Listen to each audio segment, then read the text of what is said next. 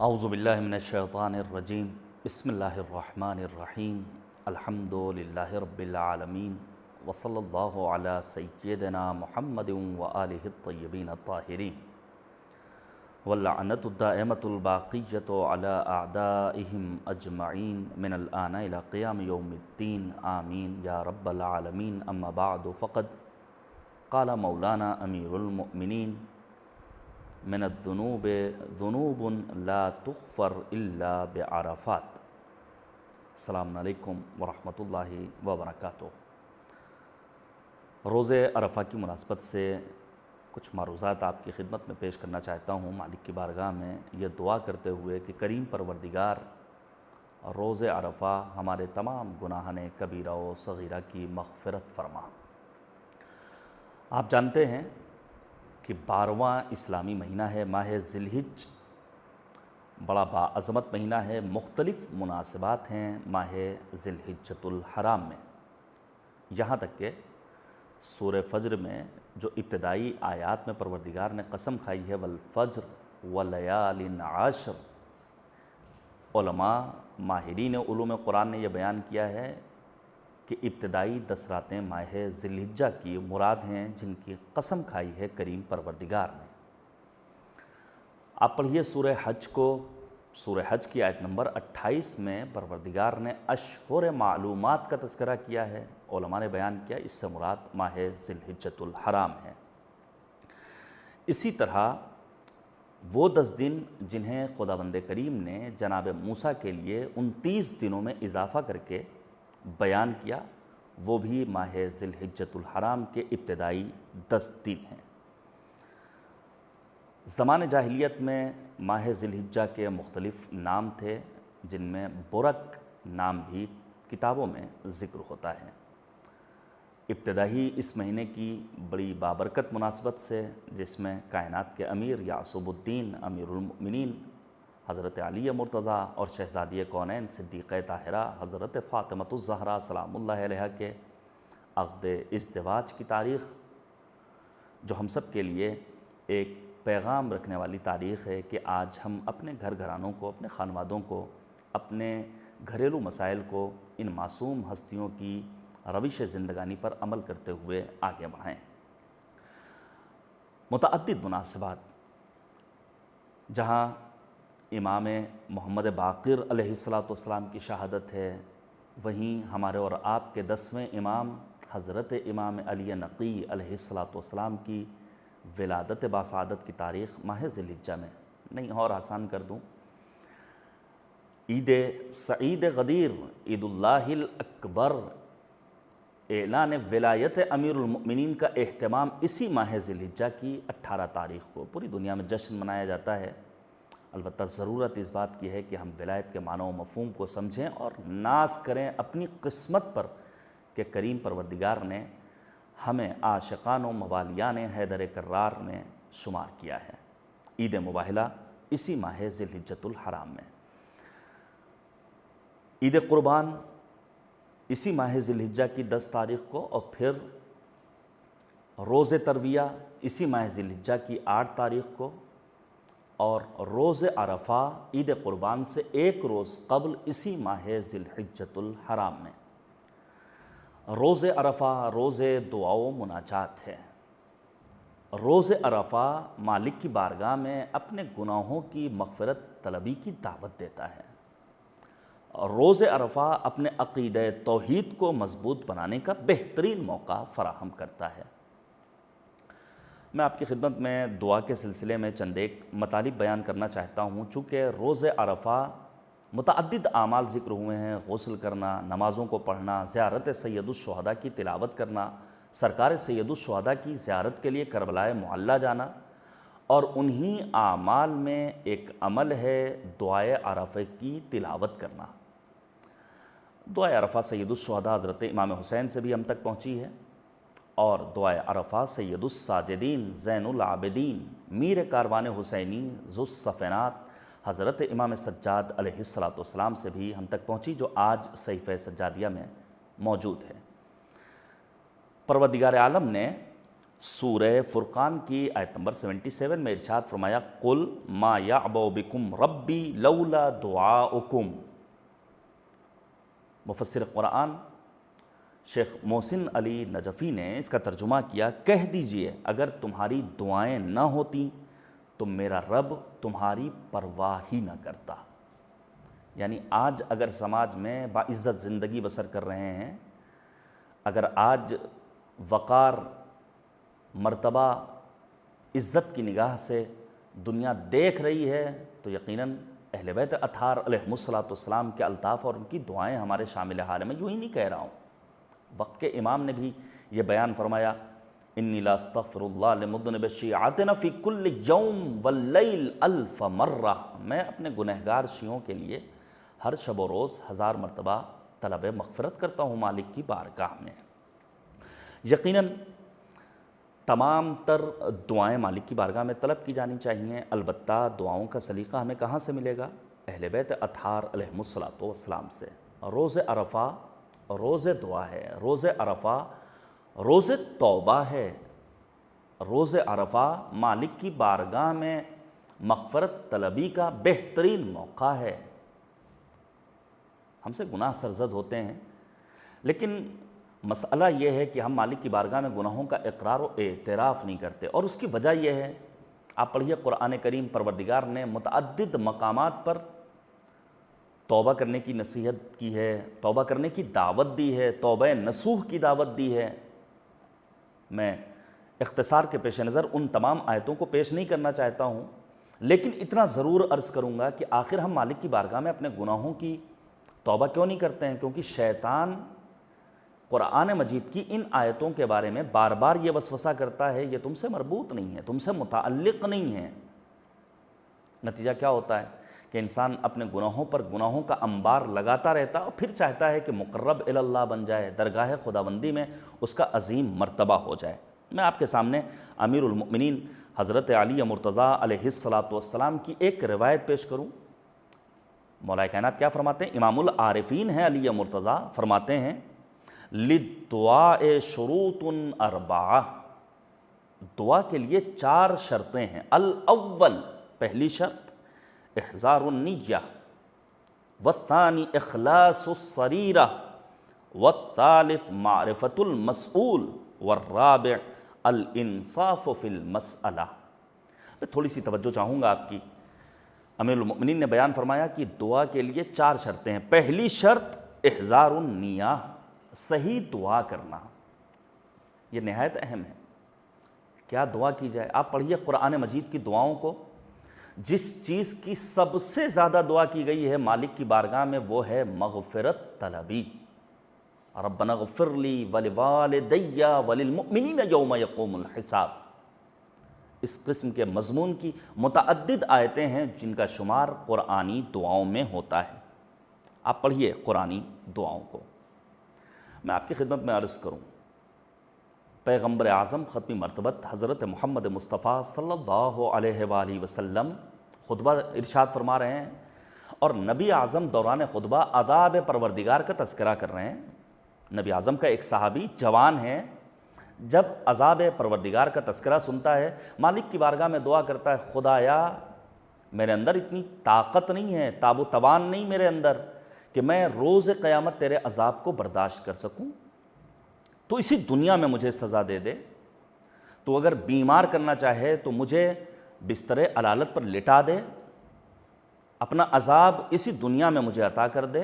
مریض ہو جاتا ہے نبی اعظم جو عالمین کے لیے رحمت بن کر آئے تھے، جو حشاش و بشاش رہا کرتے تھے۔ لکھا ہے علماء نے، چہرے پیغمبر پر غضب کے آثار نمایاں ہوئے۔ نبی اعظم پہنچتے ہیں اس اپنے چاہنے والے کی خدمت میں اور اس سے عرض کرتے ہیں، تو نے مالک کی بارگاہ میں ایک ایسی دعا کی جبکہ تجھے معلوم ہے مالک کی رحمت تمام چیزوں پر وسعت حاصل کرنے والی ہے۔ پڑھیے آپ دعائے کمیل۔ اور پھر پیغمبر اعظم نے اسے ایک دعا تعلیم فرمائی، اللہم آتنا فی الدنیا حسنہ وفی الآخرت حسنہ۔ نبی اعظم نے یہ بیان کرنا چاہا، کیا تو نے پروردگار کو بخیل سمجھا ہے معاذ اللہ؟ تو اس سے اپنے گناہوں کی مغفرت طلب کر۔ روز عرفہ روز توبہ ہے، روز عرفہ اپنے گناہوں کا اقرار کر کے مالک کی بارگاہ میں مغفرت طلبی کا موقع ہے۔ میں آپ کے سامنے ایک شاعر کا تذکرہ کرنا چاہتا ہوں۔ آپ جانتے ہیں گزشتہ زمانے میں برسوں قبل، صدیوں قبل شعراء کے اشعار میڈیا کا کام کرتے تھے۔ انہی شعراء میں جن کا نام تاریخ میں سنہری حرفوں میں لکھا ہوا ملتا ہے، ایک شاعر ہیں اہل بیت کے صادق آل محمد حضرت امام جعفر صادق علیہ السلام کے زمانے میں، نام کیا ہے؟ سید حمیری۔ 2300 قصیدے کہے ہیں امیر المؤمنین کی شان میں سید حمیری نے، اور ان کا یہ اعلان تھا کہ امیر کائنات کی فضیلت کا کوئی ایک ایسا گوشہ بیان کرو جس کے بارے میں نے قصیدہ نہ کہا ہو، شعر نہ کہا ہو۔ اپنے دوش پر رسن لے کر چلتے تھے کہ کہیں بھی سزا ملے تو ہم سزا کو قبول کرنے کے لیے تیار ہیں۔ لیکن سید حمیری کی ایک عادت تھی، شراب پیتے تھے۔ رب کریم محفوظ رکھے ہمیں۔ لیکن یاد رکھیے، جب مالک کی بارگاہ میں انسان صدق نیت کے ساتھ حاضر ہوتا ہے اور اہل بیت طاہرین سے لو لگاتا ہے تو بڑے سے بڑے گناہوں کو پروردگار معاف کر دیا کرتا ہے۔ سید حمیری ایک کوچے سے گزر رہے ہیں، امام صادق کی نگاہ پڑی، ایک ظرف ہاتھ میں ہے۔ امام صادق نے سوال کیا، ما فی ابریقک یا حمیری، اے حمیری یہ تمہارے ظرف میں کیا ہے؟ کیا سید حمیری کے اندر اتنی جرأت تھی کہ صحیح جواب دیتے؟ سید حمیری نے جھوٹ بولا، کہتے انہو لبن، یہ دودھ ہے۔ اس موقع پر امام صادق نے یہی تو کہا تھا، اے سید حمیری لاؤ دودھ میری ہتھیلی پر ڈالو۔ سید حمیری نے جیسے ہی ظرف کا ڈھکن کھولا اور پھر دودھ سمجھ کر کے اسے انڈیلنا چاہا، جبکہ وہ شراب تھی، تو روایت کہتی فَإِذَا هُوَ لَبَنٌ، اب شراب کے قطرات نہیں تھے بلکہ وہ دودھ کے قطرات تھے جو امام جعفر صادق کی ہتھیلی پر پڑ رہے تھے۔ یعنی اگر کوئی در اہل بیت سے وابستہ ہو جائے صدق نیت کے ہمراہ تو پروردگار اس کے گناہوں کو معاف کر دیا کرتا ہے۔ سید حمیری اہل بیت طاہرین علیہم السلام کے اس شاق میں شمار ہوتے ہیں، اور رہتی دنیا تک ان کے قصیدے امیر المؤمنین کے فضائل و کمالات دنیا والوں تک پہنچاتے رہیں گے۔ تو میں عرض یہ کر رہا تھا، پہلی شرط امیر المؤمنین نے بیان فرمائی احضار النیہ، کیا دعا کرنی، صحیح دعا مالک کی بارگاہ میں طلب کرتے رہنا چاہیے۔ دوسری جو شرط ہے اخلاص السریرہ، مالک کی بارگاہ میں خالص نیت کے ہمراہ دعا طلب کی جانی چاہیے۔ اور یہ کب ممکن ہے؟ جب انسان دنیا والوں سے اپنی امیدوں کو منقطع کر کے تنہا مالک سے لو لگائے۔ تکیہ گاہ انسان کی ذات کے لیے ذات خداوند عالم کے سوا کوئی اور نہ ہو۔ اور ہے ایسا جنہوں نے ذات خدا پہ توکل و اعتماد کیا، انہوں نے کربلا کی تاریخ رقم کی، انہوں نے دنیا میں انقلاب برپا کیا، جن کا نام نامی آج بھی تاریخ میں رقم نظر آتا ہے اور سنہری حرفوں میں لکھا ہوا ہمیں ملتا ہے۔ تیسری شرط امیر المؤمنین نے بیان فرمایا معرفت المسئول، یہ بھی ایک اہم مسئلہ ہے۔ ہمیں ہمیشہ چمتکار اور معجزے کی امید نہیں رکھنی چاہیے۔ آنے والا آتا ہے بارگاہ امام جعفر صادق میں اور کہتا ہے میرے لیے دعا کر دیجئے، اللہ رزق و روزی میں فراوانی عطا کر دے، وسعت عطا کر دے۔ اس موقع پر حضرت امام جعفر صادق علیہ السلام نے یہی تو کہا تھا، معجزے سے رزق و روزی ملنے والی نہیں ہے۔ اگر تمہیں رزق چاہیے، اگر تمہیں برکت چاہیے، اگر تمہیں اپنے بال بچوں کے لیے روزی روٹی چاہیے تو محنت کرو، مزدوری کرو۔ پروردگار نے راستے رکھے ہیں، دنیا دار الاسباب ہے، یہاں اسباب کا سہارا تمہیں لینا ہوگا۔ امام جعفر صادق علیہ السلام نے یہی تو کہا تھا کہ بغیر محنت و مزدوری کے تمہیں کوئی روزی ملنے والی نہیں ہے۔ اسباب کا سہارا لے کر کے اپنے آپ کو آگے بڑھاؤ۔ لہٰذا پروردگار کی بارگاہ میں دعا طلب کرتے وقت یہ معرفت، یہ شناخت رکھنا ضروری ہے کہ کس طرح مانگنا ہے، اور اس کا سلیقہ ہمیں اور آپ کو کہاں ملے گا؟ اہل بیت اطہار علیہم السلام کی دعاؤں میں۔ امام سجاد علیہ السلام نے صحیفہ سجادیہ میں دعا موجود ہے، وَاسْتُرْنِي بِسِتْرِكَ۔ یہ راز کہاں کھلا تھا؟ سید حمیری کے اس واقعے میں جس کی جانب میں نے رہنمائی کی اور اشارہ کیا۔ لہٰذا ہمیں پہچاننا ہوگا کہ مالک کی بارگاہ میں کس انداز سے دعا طلب کرنی۔ اس کے بعد چوتھی شرط امیر المؤمنین نے بیان فرمائی الانصاف فی المسئلہ، کیا مانگنا ہے، کس انداز سے مانگنا ہے، انصاف کا دامن ہاتھ سے نہیں چھوٹنا چاہیے۔ ہمارے یہاں عموماً ہوتا یہ ہے، جب ہم دعاؤں کو طلب کرتے ہیں تو انصاف کا دامن چھوڑ دیتے ہیں، اپنے فائدے کے لیے دوسرے کے نقصانات کو ہم مالک کی بارگاہ میں پیش کر دیتے ہیں۔ مثال کے طور پر ایک انسان جو اپنے گھر کی تعمیر میں مشغول ہے، ابھی چھت اس کی نہیں ڈھلی ہے، مزدور لگے ہوئے ہیں، اچانک بادل آئے، اب وہ مالک کی بارگاہ میں دعا کرتا ہے، کریم پروردگار بارش نہ ہو تاکہ میرا کام پائے تکمیل تک پہنچے، تو علماء بیان کرتے ہیں یہ دعا مالک کی بارگاہ میں قابل قبول ہونے والی نہیں ہے۔ کیوں؟ کیونکہ دوسرے کاشتکار ہزاروں کی تعداد میں جنہیں پانی کی سخت ضرورت ہے، لہذا ہمیشہ اپنے فائدے کے لیے دوسروں کے نقصانات کو مالک کی بارگاہ میں نہیں پیش کرنا چاہیے، بلکہ ہر آن یہ فکر ہونی چاہیے کہ ہم کس طرح دوسروں کے فائدے کو مالک کی بارگاہ میں پیش کریں۔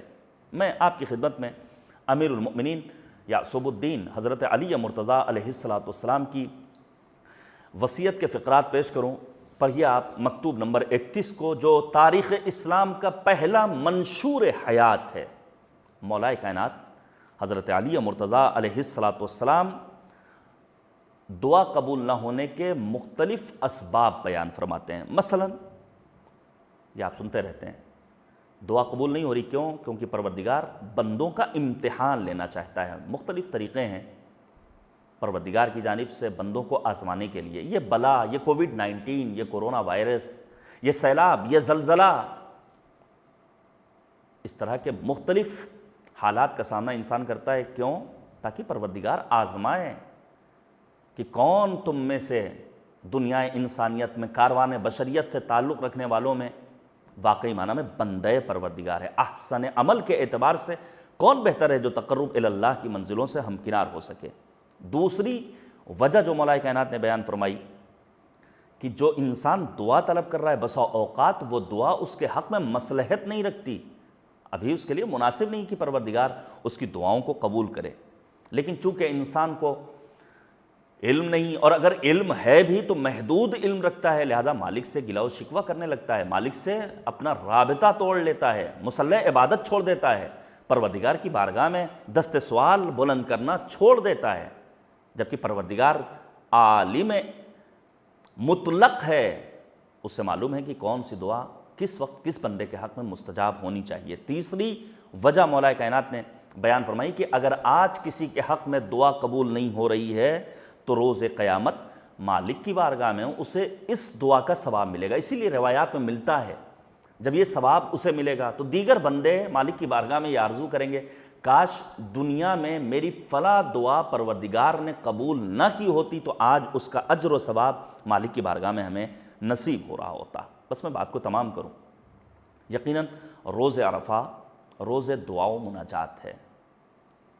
پھر وہ دعا جو سید الشہداء حضرت امام حسین علیہ السلام نے روز عرفہ مالک کی بارگاہ میں پیش کیا، اس دعا کو آپ پڑھیے۔ میدان عرفات میں پہنچنے کے بعد فرزند زہرا امام حسین مالک کی بارگاہ میں دعا کرتے ہیں، اللہم اجعلنی اخشاک کانی اراک۔